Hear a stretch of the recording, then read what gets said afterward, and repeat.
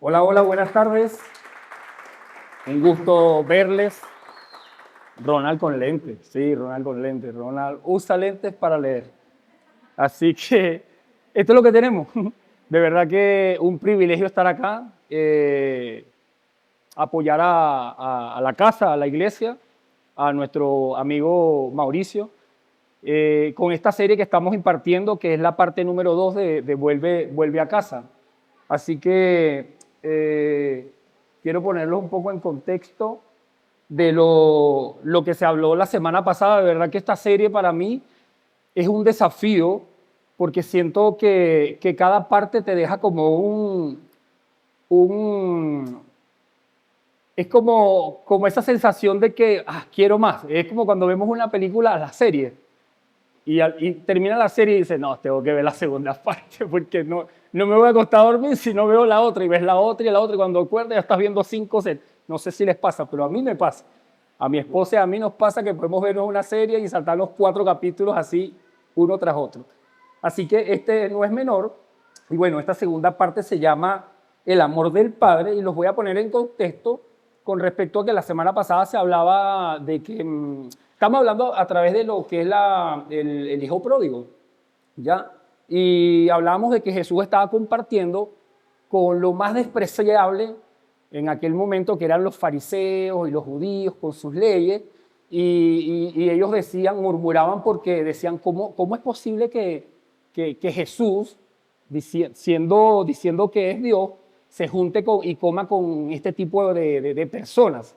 Así que ellos decían que no lo aceptaban, pues porque tenían como sus propias formas, su propio contexto, pero vamos a ir desglosando. Y bueno, Jesús, viendo esto, él compartió 3 historias, y esas 3 historias tenían un punto en común, y era la emoción que se siente cuando algo se pierde.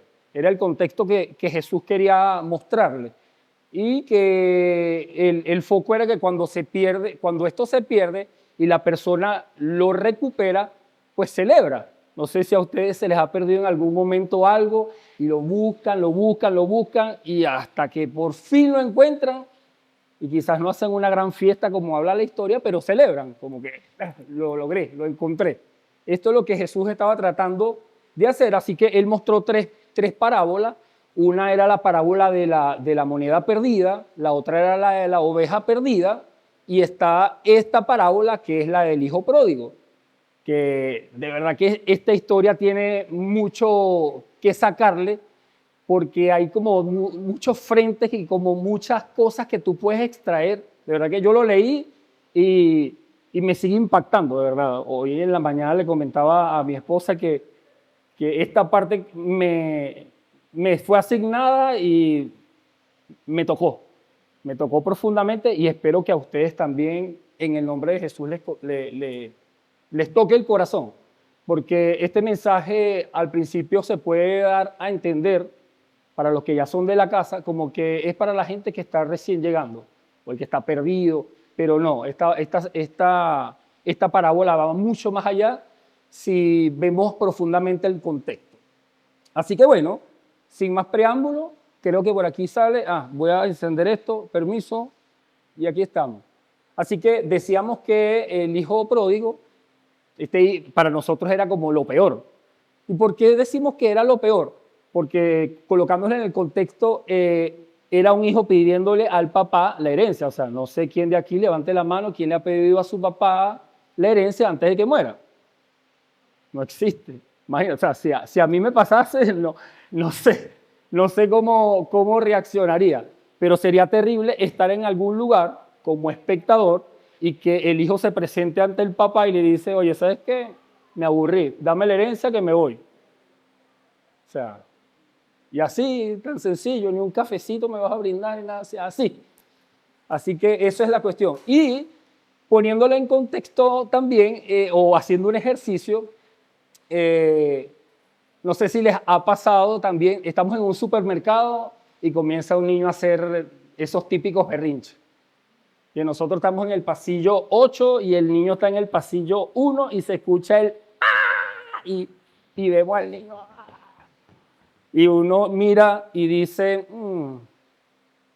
Si fuera hijo mío, mm, yo sí que lo agarro, le hago el helicóptero. No sé si a alguien le aplicaron en la técnica del helicóptero, hasta que el rotor se detenga. No, mentira. Pero, pues sí, es muy fácil decirlo desde ese punto de vista cuando no te está afectando. Pero cuando tú eres el actor secundario o principal dentro del contexto, dirías, no, me lo pienso. Me lo pienso porque se trata del Hijo y es lo que queremos mostrar en este contexto del amor del Padre. No solamente veamos el contexto del Hijo que se va, sino el contexto de cómo actuó el Padre a pesar de, y que eso es lo que el mensaje quiere mostrar. Y Jesús era un experto hablando en parábolas, pero usaba un contexto literario muy conocido que es la hipérbole. O sea, que la hipérbole es lo que hace que exagere un poco el contexto para poder mostrar una enseñanza. Así que a los que no les gusta un poco la exageración, acomódense un poquito en el asiento porque Jesús habla de esa manera. Y es la única manera de hacernos entender el mensaje. Así que yo pienso que no todos los pecadores, hablando en este contexto de pecadores, no son como este, pero vamos a ver cómo Dios trataría a una persona siendo como es este, porque si estamos hablando de que este se extralimitó en el contexto de cómo le vas a pedir la herencia a tu papá antes de, y además te fuiste, y no quiero hacer spoiler, pero te fuiste y te la farreaste y ya después viene como que... Así que miremos ahora, esto lo que nos hace es tener una imagen de cómo Dios trata al pecador más extremo y esto nos va a ayudar a saber cómo tratará a los otros. Es lo que nos va a ayudar este mensaje a tener. Y quizás pues estén pensando que el héroe de este mensaje podría ser el hijo. Y les repito otra vez, no se trata del hijo, se trata del padre. Es el héroe de esta historia, es el eje central de esta historia. ¿Y por qué? Preguntarán ustedes. Porque el padre fue avergonzado. Y los voy a llevar en un momento más a ver en qué parte de la historia el padre fue avergonzado, según el contexto en el que estaba viviendo aquella época. Y como este hijo realmente no le costó nada, pues cayó en lo más bajo, lo derrochó y después decide regresar prácticamente porque se estaba muriendo y tenía dos opciones. O muero o le pido a mi papá que me haga uno de sus jornaleros. Y aquí me detengo un poco y pienso, viendo la historia, si este hombre se fue y luego decide regresar, y creo que Mauricio lo tocó la semana pasada, si este hombre se fue y luego tomó la opción de regresar y pedirle al papá que fuese uno de sus jornaleros, viendo el contexto de la historia, ¿se imaginan cómo vivirían los jornaleros en esa casa del padre? No eran los hijos, pero era el jornalero y él quería ser por lo menos uno de los jornaleros, porque ser primo o hermano de los cerdos con los que vivió no le iba muy bien, porque acuérdense que este hombre hasta comió de la comida de los cerdos, porque se farreó todo lo que el padre le otorgó y como ya no tenía más, bueno, comió de los algarrobos de los cerdos. Así que es muy terrible. Hay una persona que en algún tiempo le comenté sobre esta historia y me decía algo así como, yo no sé en qué estaba ese padre para haber dejado ir a su hijo. Lo que pasa es que claramente no entendían que este padre representaba a Dios y que él permite el libre albedrío. Y es una palabra que yo no sé si han escuchado ustedes, pero Dios permite el libre albedrío y se pueden generar preguntas y debates. Mucha gente, quizás que no cree en Dios, ocupa mucho el contexto de por qué, o sea, por qué Dios permite que haya tantas guerras, como por ejemplo. Es una de las preguntas que que normalmente hace una persona que no cree, no digo que sean algunos de ustedes acá, pero normalmente ese tipo de persona dice eso, o sea, oye, pero si Dios es Dios y tiene tanto poder, entonces ¿por qué Dios permite tantas muertes, guerras? Por esa fabulosa palabra que se llama libre albedrío. Porque si no todos fuésemos robots, y yo creo que Dios tiene el poder para mover nuestros corazones y vamos a la derecha, no, a la izquierda. Pero Dios permite que nosotros tomemos decisiones. Me acuerdo una frase de mi esposa, pero que vivamos las consecuencias también. Porque como es padre, así que Él permite pues que tomes la decisión que quieres tomar. Hay una parte de la Biblia que dice, he aquí el camino del bien y del mal, escoge el bien para que te vaya bien. Pero, sabemos, yo digo, no sé, yo siempre digo eso y me incluyo. Conocemos el mapa de llegar al tesoro. Ya Dios nos dijo que no es por el mal, sino por el bien. Y que si nos vamos por el bien, nos va a ir bien. Pero nos vamos por el otro lado. Aún teniendo el mapa del tesoro, ahí ya, dobla a la izquierda, 3 pasos, mira ahí, escarba y ahí está el tesoro. Algo así. Dios te dice, coge el bien para que te vaya bien, pero decidimos, porque es el libre albedrío. Y no quiero decir esa bendita palabra, pero de verdad que el libre albedrío es la opción que nos hace cometer muchos errores y no buscar la sabiduría de Dios, que es lo más importante, por llevar una vida autodirigida. Y bueno, me pongo aquí como en primer lugar, yo sé lo que es tomar malas decisiones, vivir una vida autodirigida y después decir, aquí estoy, perdón Dios, no lo vuelvo a hacer, te pido que me echas una ayudadita, que me ayudes, por favor, que me saque este problemita y nunca más lo vuelvo a hacer. Y puede ser que se repita porque el libre albedrío permite que hagamos esto. Así que hago un ejercicio. Suponga, o recuerden cuando jóvenes queríamos ir a algún lugar y le pedíamos a nuestra mamá, queríamos ir a ese lugar y la mamá decía no, y uno, pero anda, dime, pero no, hasta que ya la mamá tenía el vaso lleno y nos decía, bueno, haz lo que tú quieras, y uno, ese es prácticamente un no disfrazado de haz lo que tú quieras. Ya uno sabía que detrás del haz lo que tú quieras había otra palabra que era no, si vas, ya sabes. Así que mejor no.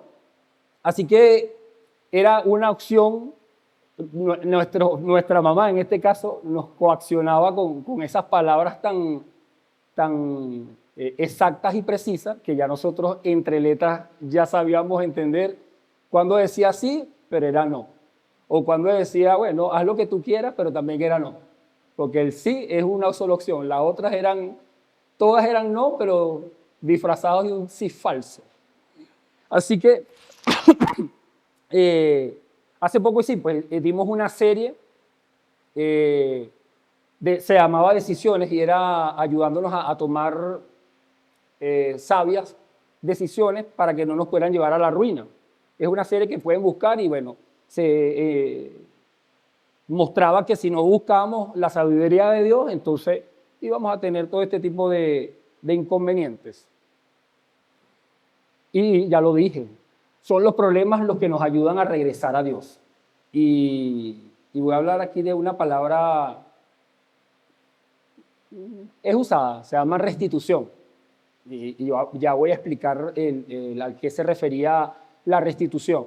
Pero pues sí, es ciertamente, no sé cuántos de los que estamos acá llegamos a la iglesia por un problema. Es el contexto que Dios usa para atraernos a su corazón o a su voluntad o a sus planes o a sus propósitos. Así que es la manera, pero al contexto que voy es al que estamos conversando a través del hijo pródigo.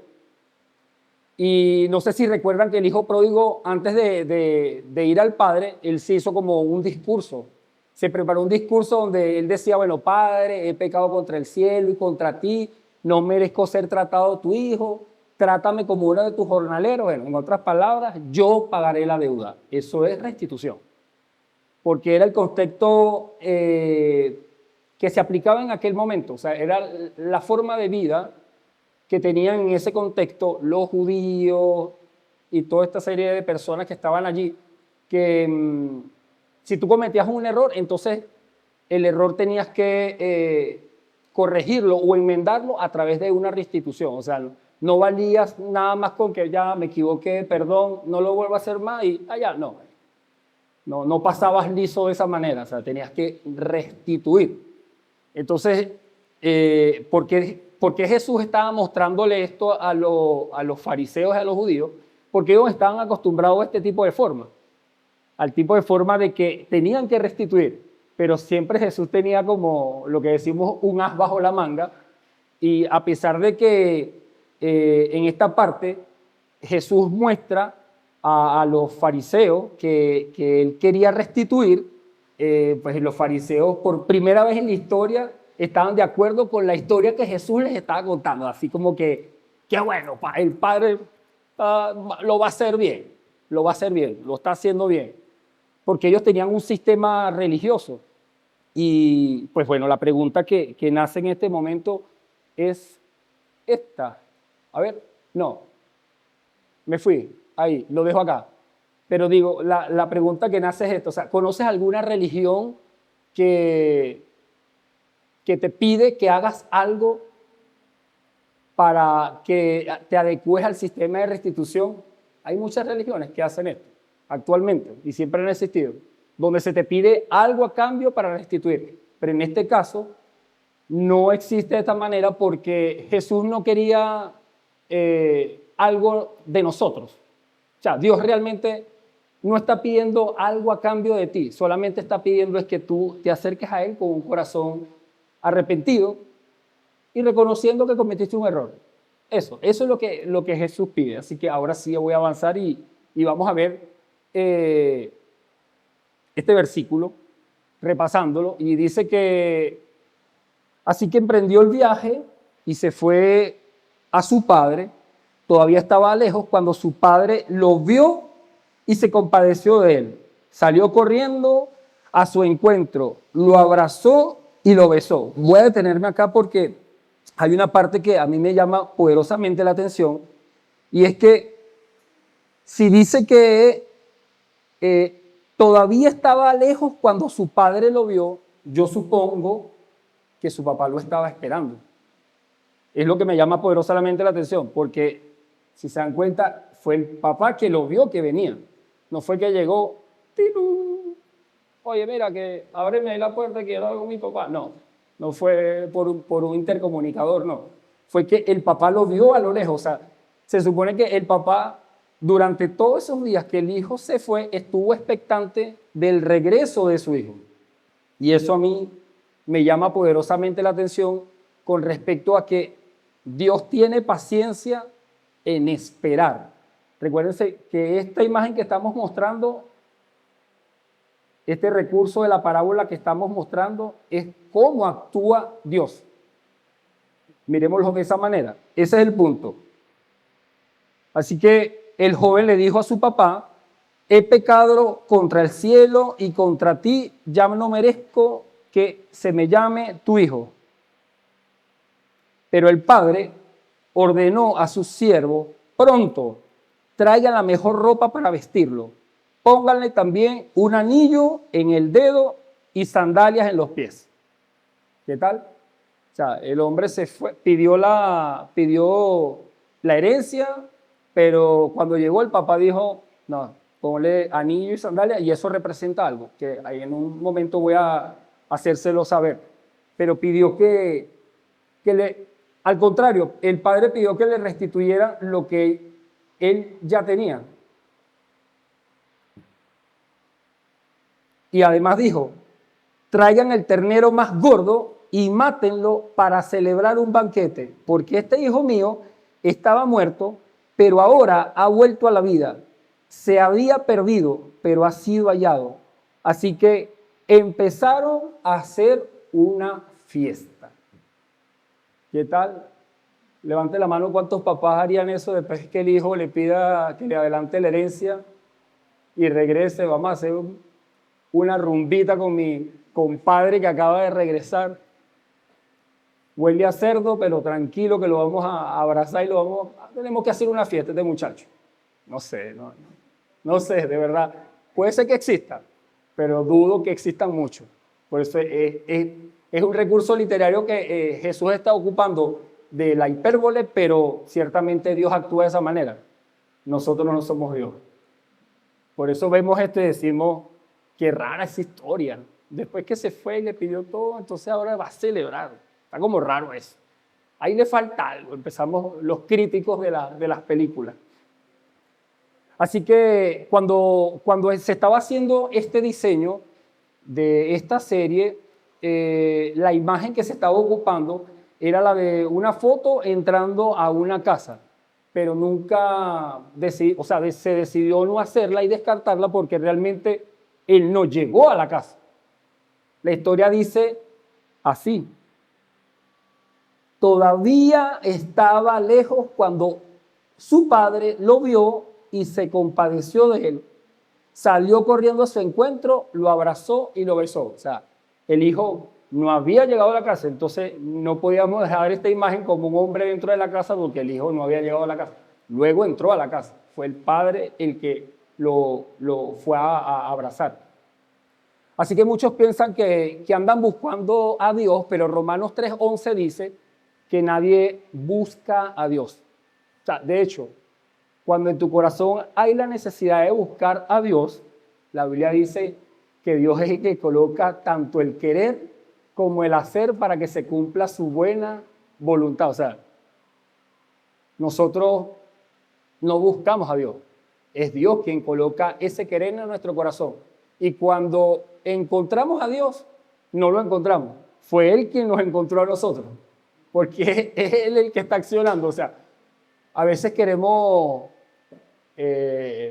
dibujarnos como bueno, y no quiero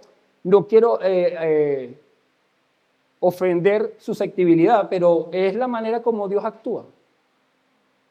Porque si Dios actuase como actuamos los humanos, entonces ¿qué diferencia tendría entre el corazón del Padre y nosotros?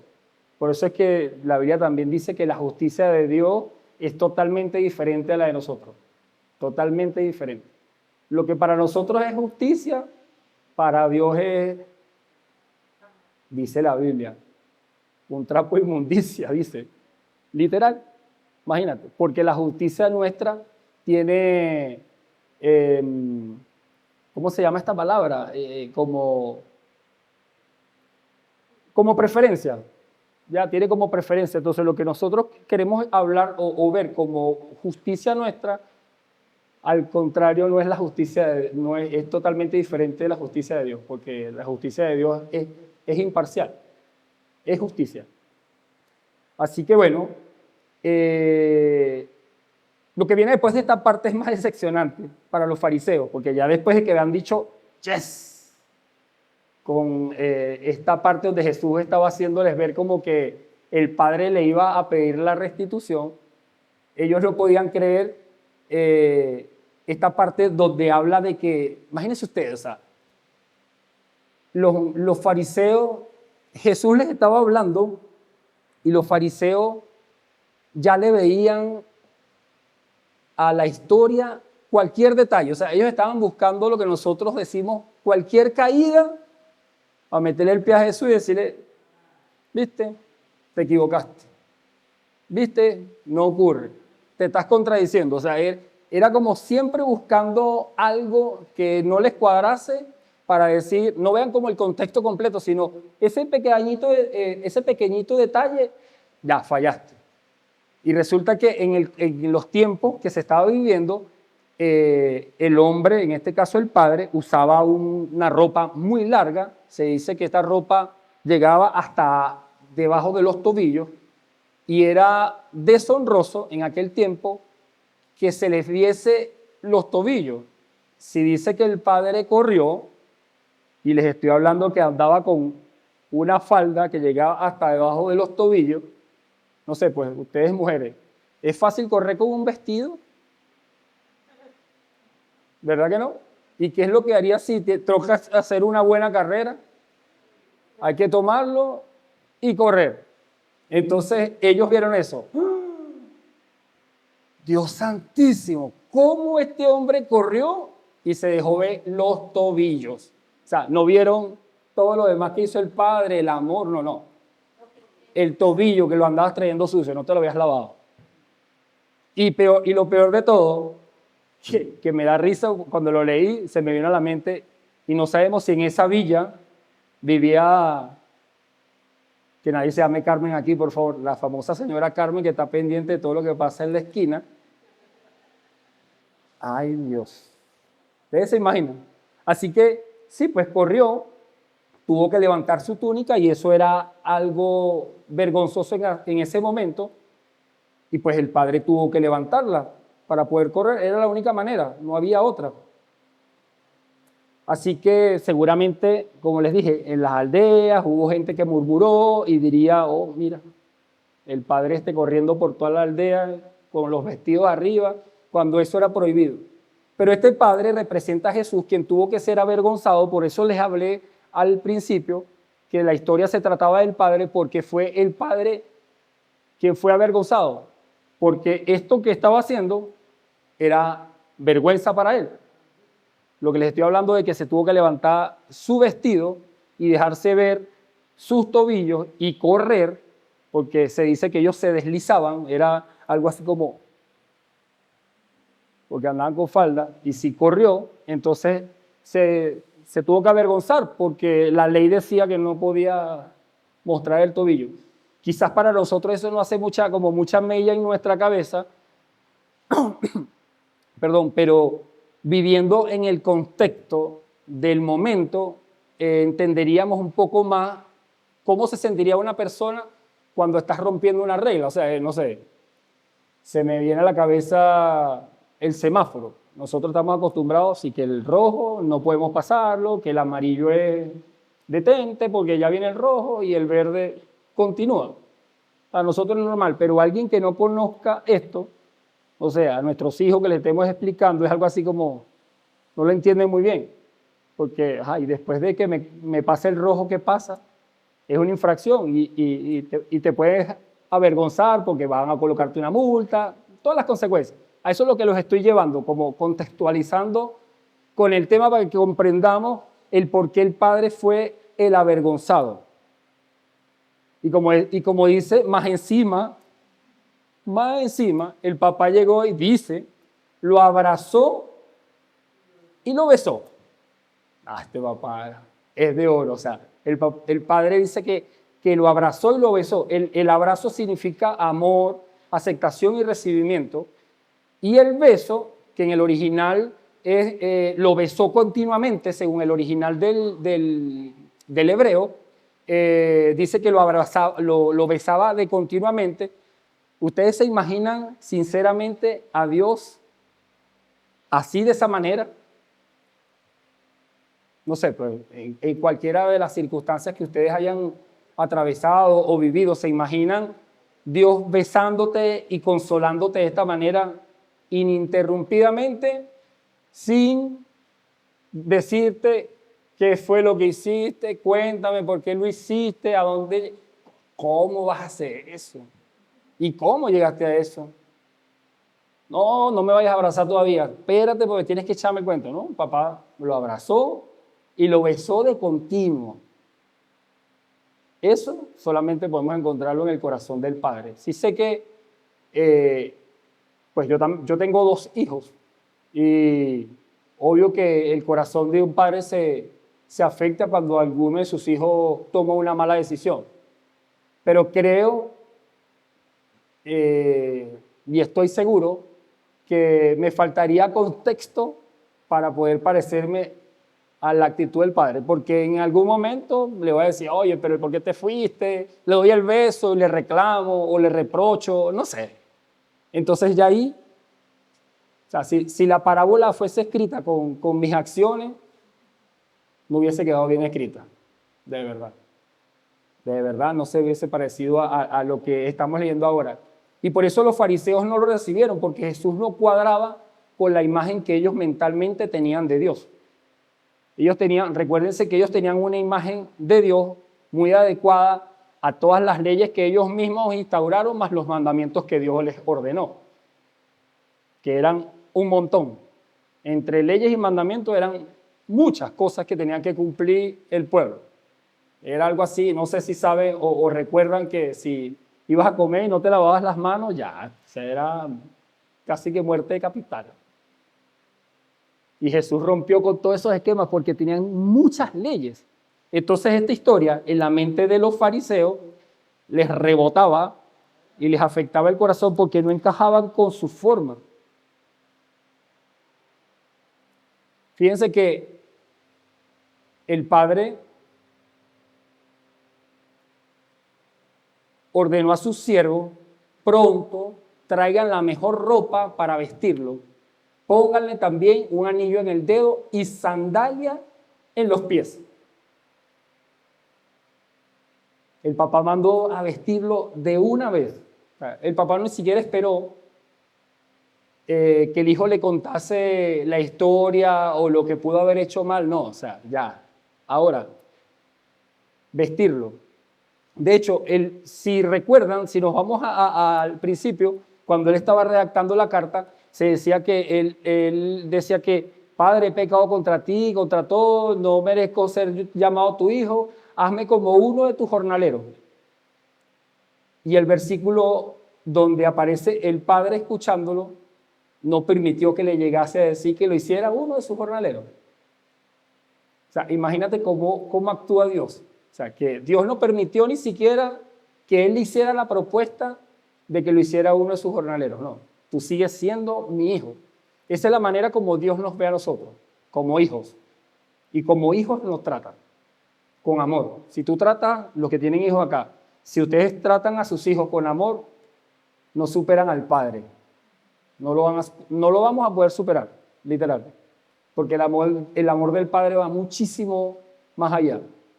Y lo que nosotros tenemos como en mente, según la historia de vida que hayamos tenido, o la figura paterna que hayamos tenido, lo contextualizamos de esa manera. Yo siempre coloco el ejemplo de mi historia, y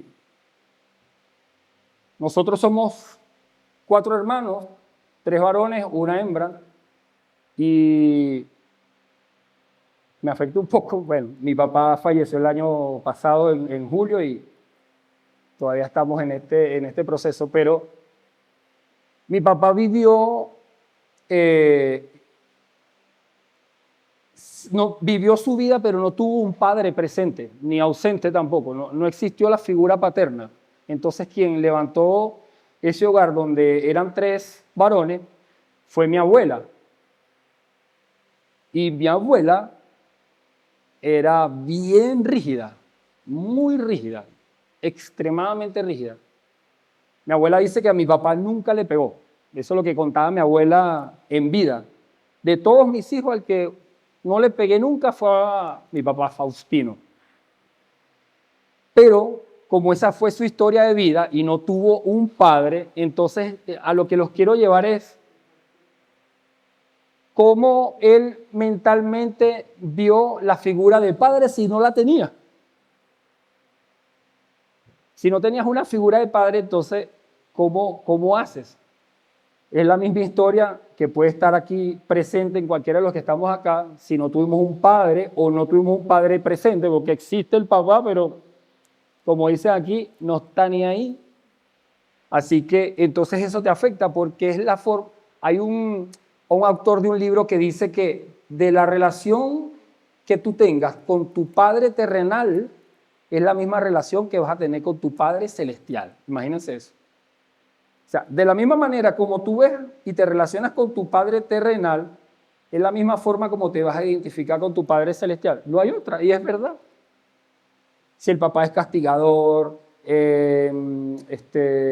gruñón, grotesco, todo, ¿cómo te vas a imaginar tú cómo es Dios? Que dice que es padre. De la misma manera. porque no tienes otra imagen, a menos que Dios te lo revele en tu corazón y haga un cambio drástico en ese corazón que fue dañado y entre el contexto nuevo. Sí puede pasar, sí puede ocurrir. Y lo doy como por fe, porque todavía estoy en proceso, vengo de ahí. Si mi abuela crió a mi papá no tuvo papá y yo tuve papá, pero mi papá no tenía imagen de cómo era papá, imagínense, también mi historia. Una historia en honra a mi padre, excelente padre, pero tenía carencias, como todos los padres que están acá y todos los que estamos acá que somos padres y que vamos a hacer en un futuro. Vamos a tener un contexto quizás de alguna manera errado, pero se va a identificar con el contexto de vida que tuvimos. Así que bueno, decíamos que el anillo era el símbolo de autoridad. Cuando le colocó el anillo, era un símbolo que representaba autoridad en ese contexto, el que le colocó al hijo, y le colocó sandalia porque los hijos y solo los hijos usaban sandalias. El resto no usaba sandalias. Quizás para nosotros eso es como una chancleta, una sandalia. Pero en el contexto que ellos estaban viviendo era súper importante. O sea, mi hijo tiene que andar calzado con una sandalia y tiene que tener un anillo, porque ese anillo lo empoderaba con autoridad ante los jornaleros y ante su entorno. Así que el contexto era bien, bien importante. Y creemos que ese padre le restituyó, al contrario de lo que pedían los fariseos, fue el padre el que le restituyó el nivel más alto al hijo, porque el hijo venía de lo más vil y lo más bajo.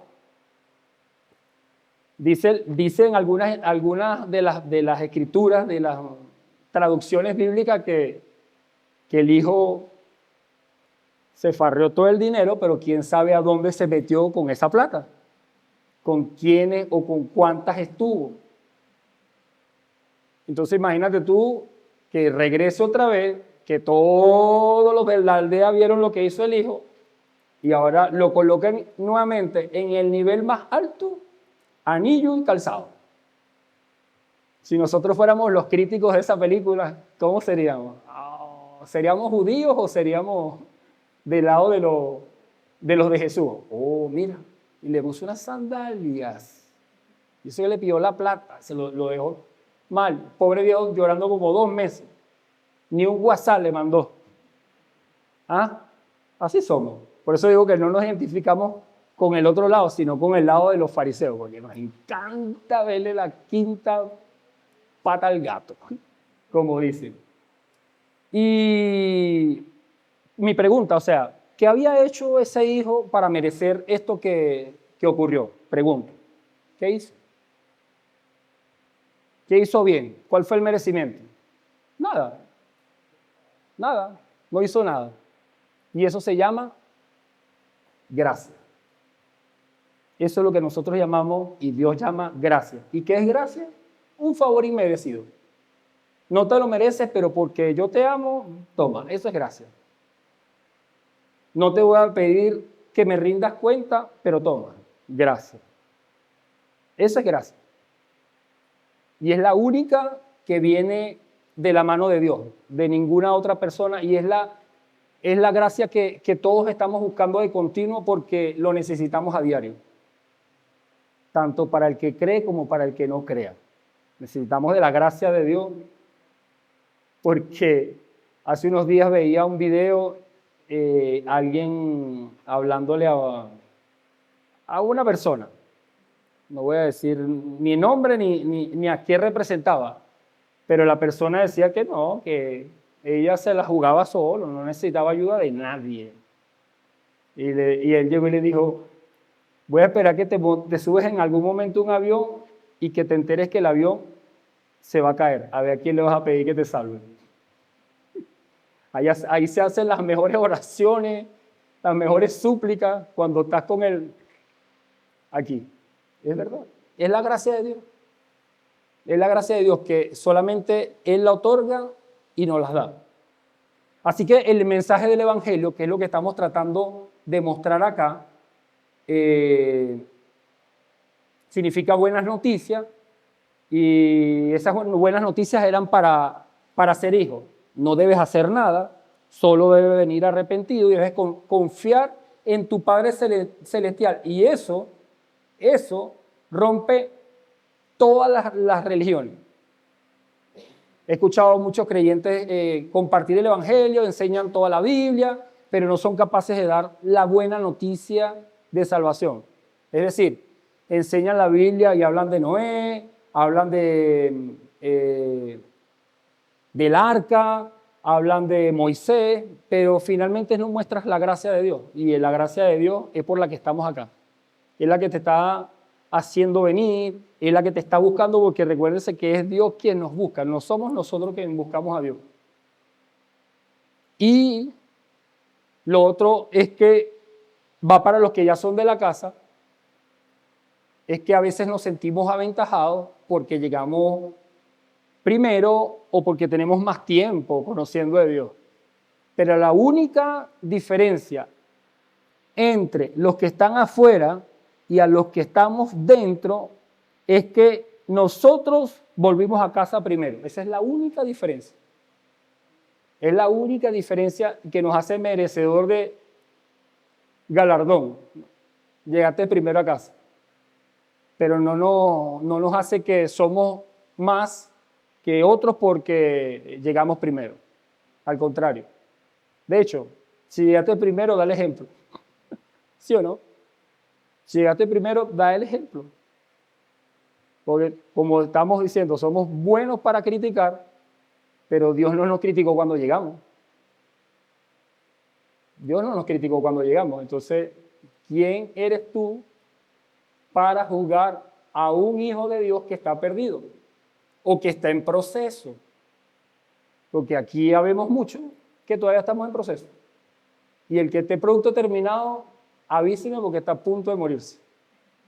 La Biblia dice que el que comenzó la buena obra la perfeccionará hasta la venida de Cristo. O viene Cristo o se murió. Una de dos, según lo que dice la Biblia, ¿no?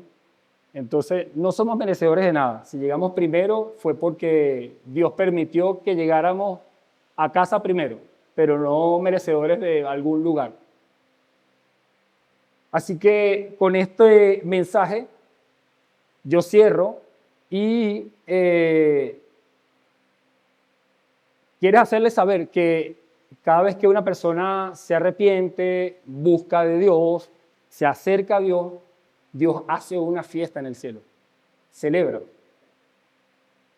hace una celebración por ti que llegaste ahora a casa o por ti que acomodaste tu camino y volviste. Dios celebra por eso. Así que yo les invito a que podamos profundizar mucho más en el mensaje de la buena noticia, del plan de salvación de Dios para con otros, y que seamos ejemplo dentro de la casa para aquellos que no conocen. Porque muy bien Mauricio lo dice en muchos momentos, que la gente, lo he escuchado también decir, la gente no tiene problemas con Dios normalmente, la gente tiene problemas con la gente que vaya a la iglesia. Lo voy a volver a repetir, la gente no tiene problemas con Dios, la gente tiene problemas con la gente que va a la iglesia, porque va a buscar a Dios esa persona, pero llega a una iglesia y le ponen 7,000 pasos para que puedas acercarte al corazón del Padre, además decir 7 aleluyas, 8 gloria a Dios, y decir hermano y decir tantas palabras, entonces ya la persona dice, me aburrió, no, ya no quiero de eso. Entonces la gente dice, no quiero saber nada de iglesia. Entonces el tema no es con Dios, el tema es con la gente que hace iglesia. Y debemos cuidar ese espacio. Así que la próxima semana le vamos a estar hablando del hermano mayor, que hasta ahora no lo hemos tocado. Ya hablamos del hijo, hablamos del padre, pero hay otra gran figura y es el hermano mayor. No voy a hacer spoiler, pero tiene que mantenerse conectado, bien sea de forma presencial o por video en YouTube, para que puedan ver esta tercera parte. Así que le doy gracias por estar acá, que tengan un excelente domingo y cerramos con una oración. Señor, te damos muchas gracias por este tiempo, gracias por la oportunidad de impartir de tu palabra. Gracias, Señor, porque has sido bueno y has consolado el corazón de todos los que están en este lugar. Ayúdales a comprender, a entender, a profundizar en el amor que solamente viene de tu corazón. Te lo pido en el nombre de Jesús y te doy muchas gracias. Amén y amén.